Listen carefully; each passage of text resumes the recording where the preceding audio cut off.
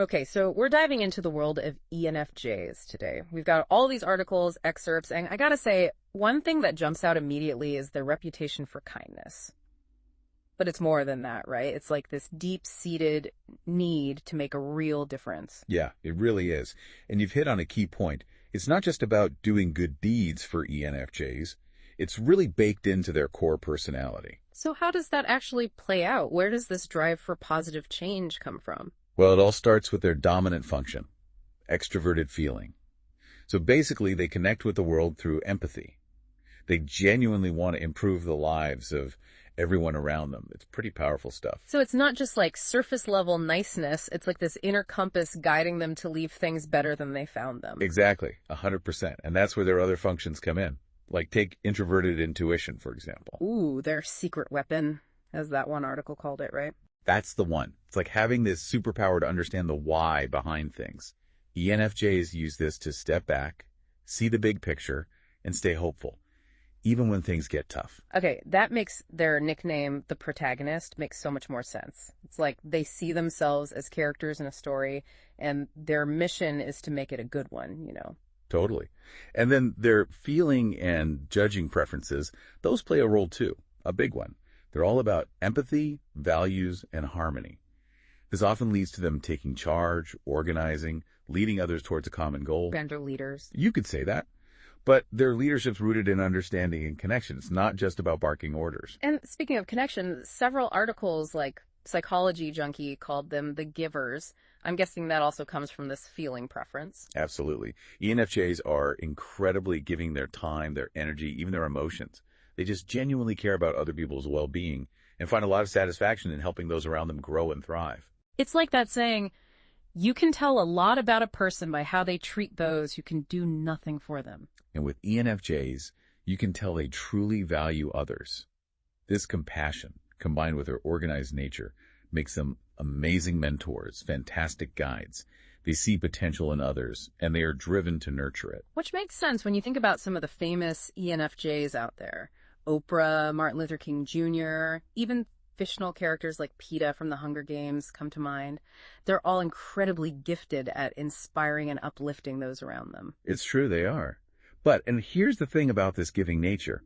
Sometimes ENFJs can prioritize others' needs so much that their own needs fall by the wayside. Oh, yeah. It's like they forget to refill their own cup while they're busy pouring into everyone else's. I can see how that could be a real struggle for them. It is. Both Mind Body Green and Personality Junkie highlighted this tendency for ENFJs to overextend themselves, often leading to burnout. It's like their greatest strength, taken too far, can become a real vulnerability. Which reminds me of that ENFJ personality type in-depth profile and analysis article. You know, there was a whole part about how crucial self-care is for them. Right. It's not just about bubble bath and face masks, although those can be nice. The article talked about their tendency towards self-criticism, how they can be incredibly hard on themselves, holding themselves to these almost impossibly high standards. Which honestly makes total sense when you think about it. They value harmony so much, always striving for win-win solutions in their interactions with others, so naturally they'd be their own harshest critic. Yeah, their internal barometers set pretty high. And remember how we talked about their feeling side being so strong? It also makes them very sensitive to criticism and conflict. So are they just avoiding tough conversations altogether? Not at all. In fact, they often find themselves facilitating those conversations. But what they really dislike is friction. ENFJs genuinely want to find resolutions that work for everyone involved. They want everyone to feel heard, understood, and respected. So when an ENFJ is feeling drained, a little burnt out, maybe even beating themselves up a bit, what helps them recharge? I mean, we hear all the time about self-care, but it's not always as simple as just taking a break, right? It's interesting, right? Because you'd think introvert equals needs alone time and extrovert equals needs to be around people. But like you said, it's way more nuanced than that. Because their dominant function, that extroverted feeling, it's not just about having fun, it's how they recharge. Exactly. They actually get energized by connecting with others in meaningful ways. Those deep conversations where they can process emotions and ideas and share insights. That's what really fills their cup. It's like their version of plugging into a social outlet. But it's definitely got to be quality over quantity. 100%. And this reminds me of the ENFJ personality type, traits, strengths, weaknesses, and more article, the one that highlighted how important creative expression is for this type. Oh, right. Like writing, music. All of that. It's like their inner world, with all those feelings and insights, it needs a language of its own, just as much as their outer world thrives on connection. Which makes me think about how those feeling and intuitive sides work together, because it's not just about like organizing people and planning events. It's about tapping into this deep well of emotions and insights and finding ways to express them. Exactly. And that actually connects back to another key ENFJ trait, one that really jumped out from the Truity excerpt, their search for meaning and purpose. Oh, yeah. They're always asking the big questions, right? Always. Like, what's the meaning of life? They're constantly seeking deeper understanding. It's just part of who they are. Which makes total sense, given everything we've been talking about. They're not content with just surface-level living. They want to understand the why behind everything. And that's where introverted intuition comes in. It's such a powerful tool for them because they can see patterns, connect the dots, find meaning where others might miss it completely. Like they have a built-in radar for significance. Yes. And that's why they're often drawn to roles like teachers, mentors, or even just being that incredibly insightful friend you go to for advice. They genuinely want to help others live more authentically, really live up to their full potential. And according to the ENFJ personality type profile, they find a lot of satisfaction in that. Like when they can see that they've inspired growth in someone else, that's a huge win for them. But as with everything, there's always another side to the coin. Always. What were you thinking?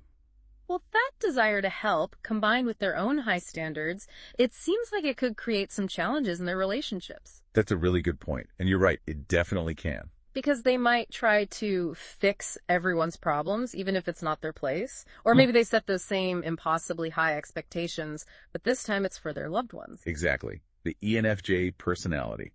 25 traits, strengths, weaknesses, and more article really emphasized how important it is for ENFJs to set healthy boundaries. Oh, I bet. They need to learn to communicate their own needs directly, accept that they can't be everything to everyone, and this is a big one. Prioritize their own well-being. It's tough, but so important. It really is that balancing act again, isn't it? Honoring their own needs while still showing up for the people they care about. Not easy, but self-awareness seems key for ENFJs to have truly fulfilling relationships. It really is.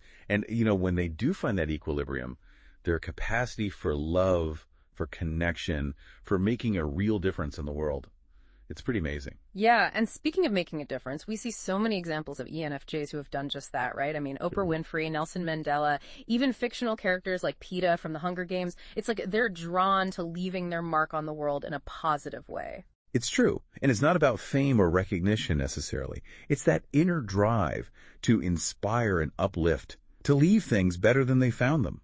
Whether they're leading a movement, teaching a classroom, or just being a supportive friend, they want to make a difference.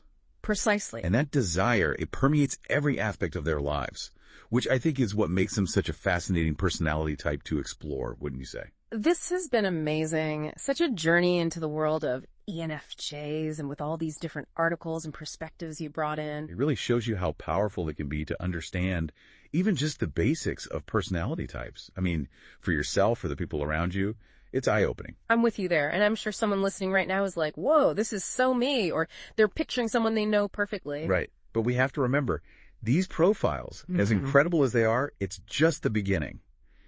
Every ENFJ out there is one of a kind.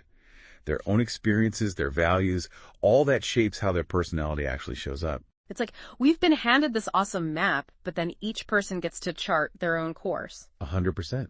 And that's what makes it so much deeper than just putting people into boxes, right? Yeah. It's about those core motivations, the strengths, the challenges, all the things that make us who we are. And then taking that knowledge and saying, okay, how can I use this to be more compassionate, to connect better with others? Right. It all comes back to understanding, like you said. Absolutely.